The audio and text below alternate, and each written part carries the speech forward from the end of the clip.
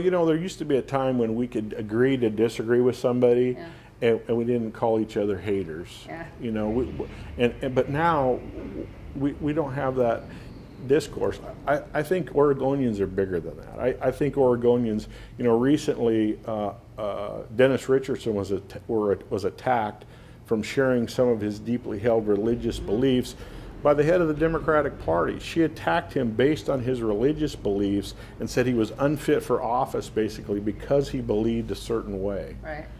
Well, Yeah. even the liberal press said, hey, is the Democratic Party all about religious intolerance now? Do they care about? Well, they love Islam. You know, listen. Yeah. I mean, Dennis Richardson. He's Mormon. I believe. Yes. Yeah. Yeah. And I'm definitely not Mormon. Yeah. But some of my favorite people are actually Mormon. You Yeah. know, they're super nice, family-oriented You people. bet.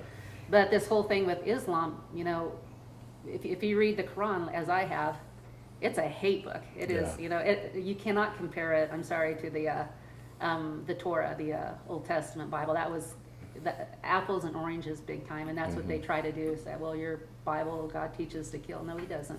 Not at all. Anyway, they're intolerant to the wrong religion. What I always felt was interesting is the diversity training they do, you know, the classes.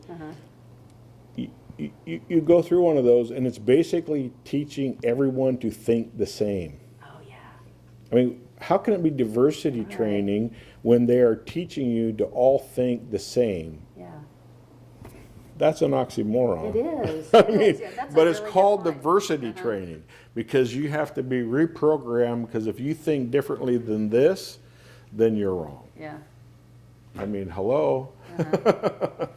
So, and I think most Americans, you know, from this last election where President Trump got elected, I think most Americans are kind of throwing this off, and thank God that somebody had the guts to say fake news, because, you know, we've been listening to this fake news for so long. Oh, yeah. Sick And, of it, yeah. and you know, it used to be people went into the journalism field because they wanted to, you know, provide a good, unbiased way, you know, get the story.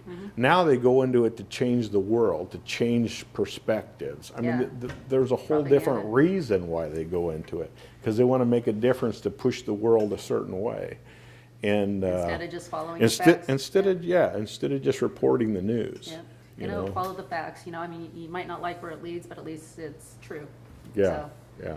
true news. Yeah. Okay, well, we are pretty much out of time, but I'll let you say anything here at the last minute or two that you want to. If you have anything else to say. Oh. Well, I just think that Oregon's ripe for a change. You know, we have a governor who is so far left, and she has a specific agenda, and it's very narrow. And she's pushing an Oregon that is not for most of Oregonians. And I think we need to have our businesses and our schools be something that we can be proud of in Oregon. And right now, a lot of businesses are looking at other places to go, and the school system is still failing, even though we put more and more and more money into it. There just is no accountability there. As a father and a grandfather, I want my kids to be able to stay in Oregon, and Oregon to be a place where we have good wage jobs and where kids can prosper. So, yeah.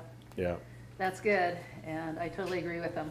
We haven't had a Republican conservative governor since I was 14 years old, actually, because I met him, Vic Atiyeh. Rick Atiyeh. Yep. But anyway, you know, it's really time for a change. But no matter, you know, what happens, the media is gonna follow overall, the local media and the newspapers, and especially in Multnomah County. You know, the Democrats do nothing wrong, the Republicans do nothing right, and there's misinformation going on, you know, fake news, you know, so to speak. You know, there's time for a discussion, and and it seems like they want to push it to the agenda to have a discussion. So I just want to encourage you to do your homework, He is a fantastic, solid conservative, so I encourage you to support those. Thanks for tuning in. Have a good week. Bye. As somebody who values freedom, I like Bruce Cuff. Hi, I'm Bruce Cuff. I'm a Christian, constitutional, conservative Republican. Conservative, constitutional, he's honest. We need to have private schools. We need to have vouchers. We need school choice. In this election, I am the conservative, Second Amendment supporter, pro-life, and we want to get Oregon back on track. I need your vote in this primary election.